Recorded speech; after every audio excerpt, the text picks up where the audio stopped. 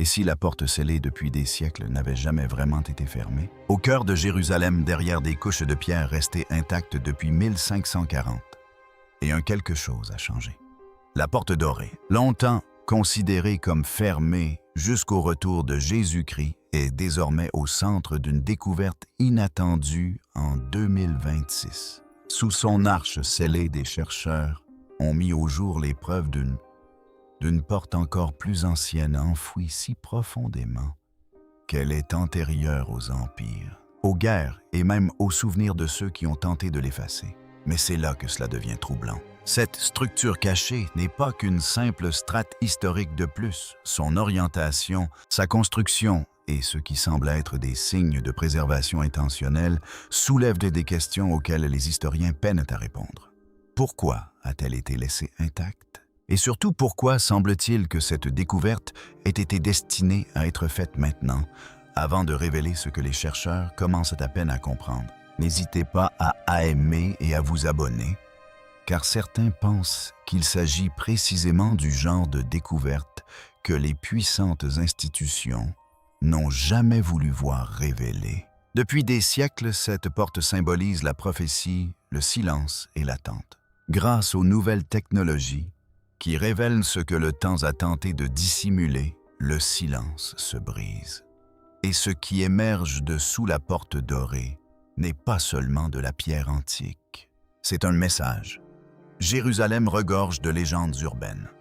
Nombre d'entre elles concernent la porte dorée et le fait qu'elle soit fermée.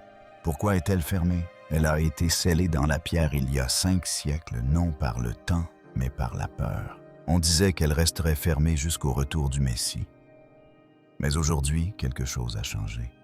Au cœur des remparts antiques de Jérusalem, la porte dorée, jadis réduite au silence par les empires, s'est entr'ouverte.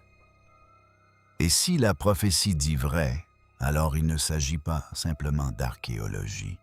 C'est le début d'une œuvre divine.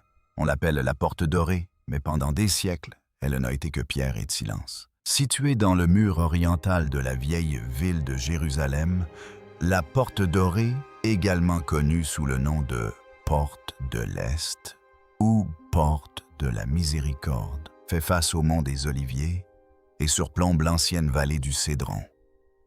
Elle n'est pas ouverte à la circulation. Elle n'accueille pas les touristes. Elle ne craque même pas sous le vent car elle est scellée murée et restée intacte depuis plus de 480 ans. Mais ce n'est pas une porte comme les autres. Cette porte revêt une importance particulière, une importance spirituelle.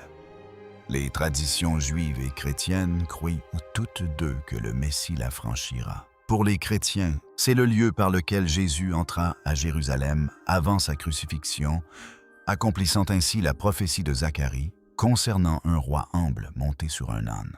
Pour les Juifs, c'est la porte d'entrée du Rédempteur à venir qui restaurera Israël. Et c'est peut-être pourquoi, en 1541, Soliman le Magnifique, souverain de l'Empire ottoman, ordonna de la sceller pierre par pierre, non par cérémonie, mais par stratégie. Certains pensent donc qu'il craignait les prophéties. D'autres affirment qu'il voulait anéantir tout espoir de salut pour les Juifs afin d'empêcher tout prêtre ou figure messianique de franchir le seuil. Un cimetière musulman fut construit juste devant la porte, car on croyait qu'aucun homme saint ne pouvait traverser le cimetière des morts. Mais si la prophétie était censée être empêchée, pourquoi l'histoire semble-t-elle sans cesse la contredire? Car aujourd'hui, pour la première fois depuis des générations, les chambres intérieures de la porte, autrefois plongées dans le silence, auraient été ouvertes aux fidèles. Que ce soit par l'homme ou par miracle, ce changement réveille quelque chose d'ancien. La porte n'a pas été fermée par simple protection. Elle a été scellée intentionnellement. Dans Ézéchiel 44, 2, une prophétie ancienne résonne à travers le temps. Cette porte doit rester fermée, car le Seigneur, le Dieu d'Israël, y est entré. Cette seule déclaration change tout. C'était pas l'acte d'un roi. C'était un décret divin. Selon de nombreux érudits, cette prophétie désigne le moment où Jésus entra à Jérusalem, le dimanche des Rameaux, traversant le mont des Oliviers et entrant par la porte orientale. accomplissant ainsi la vision décrite dans Zacharie 9:9. Mais après ce moment, quelque chose a changé. Si la présence du Seigneur est entrée par cette porte comme l'écrivait Ézéchiel, alors elle ne devait jamais être rouverte avant son retour. Pourtant, Soliman par ignorance ou par défi, fit ce que la prophétie avait déjà prédit, il la scella croyant pouvoir empêcher ce qui était écrit. Mais ce faisant, il l'a peut-être accompli. À maintes reprises, d'autres ont tenté de défaire ce que Dieu avait peut-être ordonné en 1917, alors que les dirigeants musulmans s'apprêtaient à démolir entièrement la porte. Les forces britanniques prirent inopinément le contrôle de Jérusalem, stoppant ainsi le plan. En 1967, pendant la guerre des 6 jours, les dirigeants israéliens ont envisagé de la rouvrir, mais un rabbin respecté les a avertis. Seul le Messie peut ouvrir cette porte. L'histoire a tenté d'intervenir, mais une force invisible a toujours résisté maintenant les pierres en place. Et maintenant, alors que le passage intérieur serait accessible pour la première fois depuis des siècles, une question se pose. Était-ce la volonté de cet homme, ou Dieu a-t-il permis qu'une porte s'entr'ouvre comme un signe Jérusalem compte de nombreuses portes? Certaines ont été détruites, d'autres reconstruites, d'autres encore renommées et oubliées. Mais le Golden Gate ne se comporte pas comme les autres. Il est devenu un symbole de défi, non pas contre l'homme, mais contre le temps lui-même. Toute tentative d'y toucher semble se retourner contre elle, comme si des forces invisibles gardaient ce qui a été scellé depuis longtemps. Même après la signature des traités de paix, la porte de l'Est s'est restée intacte. Même lorsque les bulldozers ont tracé de nouveaux chemins, aucune pierre de cette porte n'a été déplacée. Même lorsque le monde change, cette porte demeure la même. Et c'est peut-être pourquoi ce qui se passe aujourd'hui est si alarmant. En 2019, des informations n'ont fait surface, selon lesquelles la chambre intérieure de la porte, la partie dissimulée derrière des siècles de briques et de silence, avait été discrètement ouverte. Non pas à des rois, non pas à des généraux, mais à des fidèles. Des photos ont circulé, des vidéos ont fuité. Certaines montraient des personnes en prière à l'intérieur du vestibule autrefois scellé. D'autres évoquaient des travaux de rénovation en cours derrière les murs. Les autorités n'ont fourni aucune explication claire. Mais pour ceux qui interprétaient les prophéties, il ne s'agissait pas de politique ni de coïncidence, mais d'un signe. Car l'Écriture dit « Cette porte était fermée, parce que Dieu y était entré. » Et si elle commence à s'ouvrir à nouveau même de l'intérieur, alors la question qui hante les esprits depuis des générations devient urgente. Va-t-il bientôt revenir? Car une porte comme celle-ci ne s'ouvre pas d'elle-même. Et si elle s'ouvre, c'est que quelque chose ou quelqu'un approche. Les pierres de Jérusalem ont toujours... Elles parlent à travers les cicatrices, les gravures et la poussière ancestrale, mais la porte d'or parle sans jamais ouvrir la bouche. Elle parle par son immobilité, par son refus de changer, par les mains qui ont essayé de la déplacer et ont échoué. Il fut un temps où les dirigeants croyaient y maîtriser l'histoire, pouvoir sceller une porte, ériger un mur ou redessiner les frontières et ainsi contenir la prophétie. Mais la porte d'or leur a survécu à tous. Aucune autre porte au monde n'a résisté au changement avec autant de force. Les Ottomans l'ont muré, les croisés l'avaient ouvert, mais il avait été refermé aussitôt. Des chefs musulmans avaient tenté de le rouvrir. Les forces israéliennes avaient débattu de son ouverture. À chaque fois, l'histoire s'interrompait. À chaque fois, la porte demeurait fermée. Puis vint 2019, année où le silence intérieur se brisa pour la première fois depuis des siècles. La façade extérieure restait scellée, toujours aussi solide et immuable.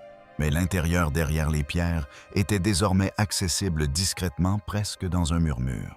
Ceux qui entrèrent n'apportèrent ni keputaïsa, ça n'apportèrent ni épée, ni rouleau. Ils apportèrent des prières. Ça apportèrent des prières. Que signifie le fait que le cœur d'une porte soit ouvert mais que son visage demeure scellé. Serait-ce un message spirituel encore invisible au monde, mais déjà en train de s'éveiller à l'intérieur? Si la porte elle-même est une horloge, alors les aiguilles viennent peut-être de bouger. Minuit n'a pas encore sonné, mais elles sont en mouvement. Et la prophétie ne crie pas, elle ne tweete pas, elle ne diffuse pas. Elle murmure. Et ce murmure venait de l'intérieur d'un mur jadis considéré comme intouchable. Juste en face de la porte dorée se dresse le mont des Oliviers, un versant paisible parsemé d'oliviers et de tombes antiques. Mais cette montagne est plus qu'un simple lieu géographique. Elle est le théâtre d'une scène. Dans Zacharie 14, il est écrit que lorsque le Seigneur reviendra, ses pieds se poseront sur le mont des Oliviers et celui-ci se fendra en deux. Il ne s'agit pas d'une métaphore, mais d'une prophétie relative à un lieu précis. Et la porte qui lui fait face n'est pas un hasard. La montagne et la porte sont parfaitement alignées, se reflétant l'une dans l'autre comme dans un miroir venu de l'éternité. Ce n'est pas poétique, c'est stratégique, comme si Jérusalem avait été bâtie pour préparer un instant précis. Lors de sa première venue, Jésus est arrivé de cette même montagne. Il descendit la pente à cheval, traversa la vallée du Cédron et entra dans la ville non par les portes du sud ou de l'ouest, mais par celle-ci, celle qui ne devait jamais se rouvrir avant son retour. Cette entrée n'était pas une parade, c'était un signal prophétique. Et maintenant, alors que des rumeurs circulent sur l'éveil intérieur de la porte et que l'attention mondiale se tourne à nouveau vers l'est de Jérusalem, cette orientation revêt une importance capitale car cette porte ne fait pas face à Rome. Elle ne fait pas face à la Mecque. Elle ne fait pas face à Washington. Elle fait face au lieu où se poseront ses pieds. Et si la prophétie était vraie, si la géographie a son importance, alors il ne s'agit pas simplement de vieilles pierres. C'est une porte fermée pour une raison et qui pourrait s'ouvrir prochainement dans un but précis. La suite n'a rien à voir avec la politique, mais avec le timing. Et une seule figure est dite, assez et digne de franchir ce passage. 2 religions, 2 temporalités, une seule porte. Pour les Juifs, la porte dorée est le lieu où le Messie tant attendu entrera pour restaurer le royaume d'Israël, régner en paix et instaurer la justice parmi les nations.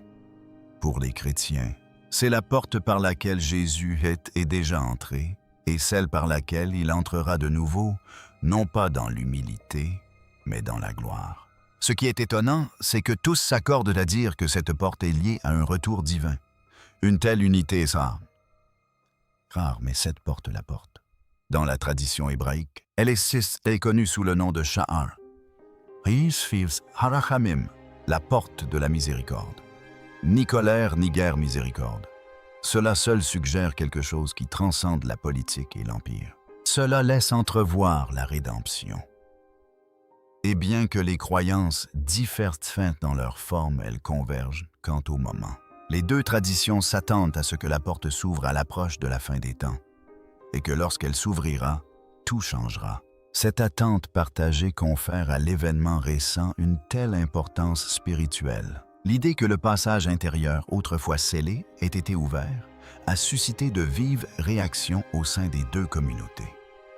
Certains parleront de simples travaux de rénovation, d'autres y voient un présage. Si l'on croit que la porte s'ouvre avec le Messie, alors une porte entr'ouverte pourrait signifier qu'il est plus proche qu'on ne le pense. Et si Juifs et chrétiens observent la même porte attendant le même événement, il ne s'agit pas d'une coïncidence, mais d'une convergence. De tout temps, les hommes ont tenté de contrôler ce que Dieu a décrété. Ils ont tracé des frontières barrées dans le sang, réécrit les lois par la peur et érigé des barrières, là où, selon la prophétie, un roi passerait. Mais chaque fois qu'il touchait à la porte dorée, quelque chose résistait. Au début du XXe siècle, les dirigeants musulmans, sous domination ottomane, projetant de démolir purement et simplement la porte. Les ordres furent signés. La date fut fixée. Mais le jour même où cela devait se produire, Jérusalem tomba aux mains des forces britanniques et le plan s'évanouit dans la fumée d'un bouleversement de pouvoir inattendu. De même, en 1967, lors de la guerre des Six Jours, les forces israéliennes déferlèrent sur la vieille ville. Ils avaient les moyens, l'autorité et l'occasion d'ouvrir la porte, mais ils ne l'ont pas fait. Pourquoi? Un chef religieux respecté leur a conseillé « Seul le Messie peut ouvrir cette porte ». Ils ont donc reculé. Il ne s'agissait pas de retard passif. C'étaient des moments de retenue, comme si des mains invisibles maintenaient la porte fermée, attendant une heure précise. Même la construction du cimetière musulman, devant la porte destinée à empêcher le passage d'un prêtre, pourrait avoir été une manœuvre humaine stratégique. Mais si la prophétie c'est vrai, elle était aussi vaine. Car lorsque le roi reviendra, aucun mur, aucune tombe, aucun empire ne se dressera sur son chemin. Le monde croit pouvoir suspendre la prophétie, la retarder ou la détourner. Mais vous ne pouvez fermer ce que Dieu a scellé. Et vous ne pouvez arrêter ce qu'il a mis en mouvement. Et voilà, le mouvement a repris. La prophétie ne se manifeste pas toujours avec fracas. Parfois, elle agit en silence dans l'ombre, dans le déplacement de la pierre, sous des siècles de poussière. Et c'est ce qui rend le récent changement survenu à Golden Gate si puissant. L'inauguration s'est faite discrètement, sans bruit, ni annonce aux médias internationaux. Aucune conférence de presse n'a eu lieu. La porte reste scellée de l'extérieur, comme depuis 1541. Mais la chambre intérieure, longtemps fermée au public, est désormais accessible. Pas de bulldozers, pas d'explosion, juste une porte ouverte de l'intérieur. Est-ce une coïncidence, une opération de maintenance, une erreur? Ou est-ce quelque chose de plus profond? Car Jésus n'a pas dit que son retour serait annoncé selon un calendrier précis ou par des communiqués de presse. Il a dit qu'il se produirait comme au temps de Noé, lorsque les gens étaient distraits, insouciants et vivaient normalement jusqu'à ce que la pluie commence à tomber. Il a dit de veiller, de ne pas s'interroger, de rester éveillé et de ne pas spéculer, car à son retour, il ne passera pas inaperçu. Tous le verront. Il viendra avec les nuages. Les nations seront en deuil. Mais avant l'arrivée du roi des signes se manifeste. Certains signes apparaissent dans le silence, comme une porte scellée qui s'ouvre soudainement. Non pas brisée, mais respirante. Non pas détruite, mais s'éveillant.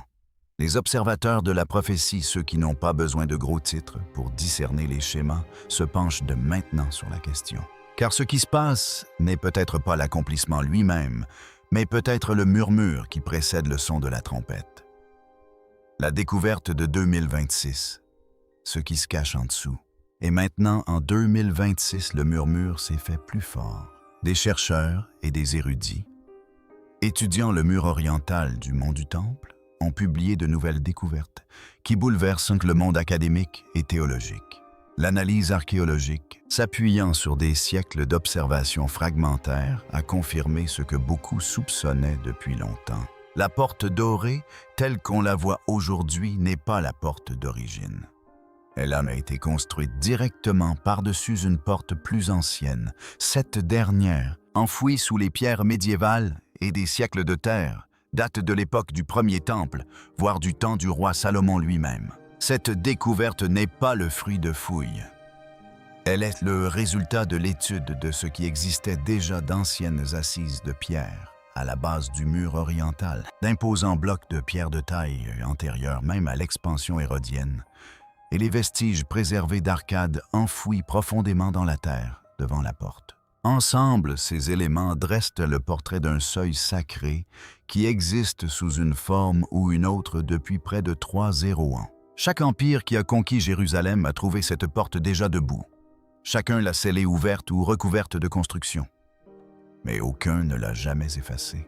Des chercheurs du groupe de recherche de l'Église biblique d'Athènes, dans une publication au début 2026, ont noté que la superposition des couches du mur oriental révèle une chronologie physique de l'histoire de Jérusalem, chaque époque s'appuyant sur la précédente, tout en revenant toujours au même point. La porte a changé de nom, de forme et de souverain, mais jamais d'emplacement. Elle a toujours fait face au mont des Oliviers. Elle a toujours été la première chose que l'on voit lorsqu'on se tient sur cette pente antique et qu'on regarde vers la ville. Ce qui confère à cette découverte de 2026 une importance spirituelle pour les observateurs de prophétie, ce n'est pas seulement l'âge de la porte enfouie, mais aussi l'alignement.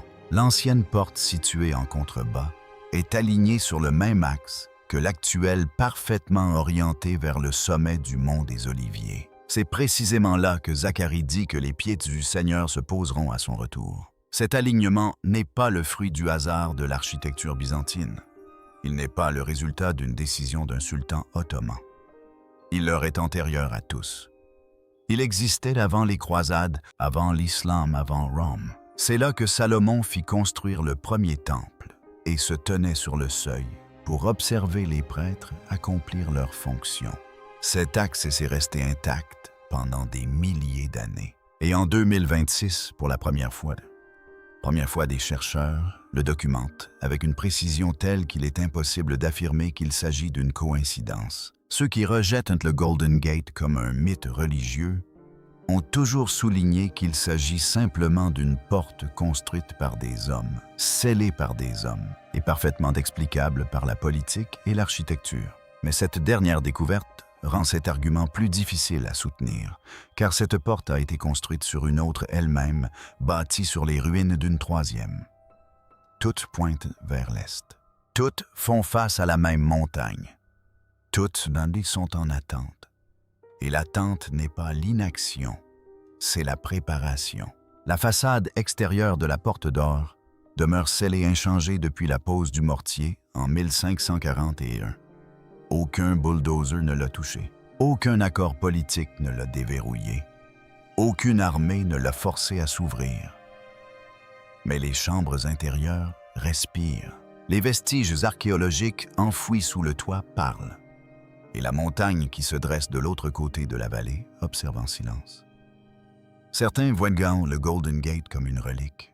D'autres, surtout en 2026, commencent à y voir un compte à rebours. Une horloge sans chiffres qui marque le temps non pas en heures, mais en accomplissement. Une porte qui a résisté à tous les empires. Une porte dont les racines les plus profondes remontent à l'époque de Salomon. Une porte dont le passage intérieur s'est ouvert silencieusement pour la première fois depuis des siècles. Une porte qui fait face à la montagne même où, selon la prophétie, le roi des rois posera le pied. Cette porte ne tic-tac pas, elle attend. Et si ce qui se cache en dessous est aussi ancien que les prophètes, alors peut-être ce qui en sort est-il aussi certain que leurs paroles. Pour les croyants, il ne s'agit pas de peur, c'est un signal. Un rappel que Jésus nous a dit de nous tenir prêts. Il n'a jamais donné de date, il a donné des signes. Il a dit, « Quand vous verrez ces choses commencer à arriver, relevez la tête, car votre rédemption est proche. »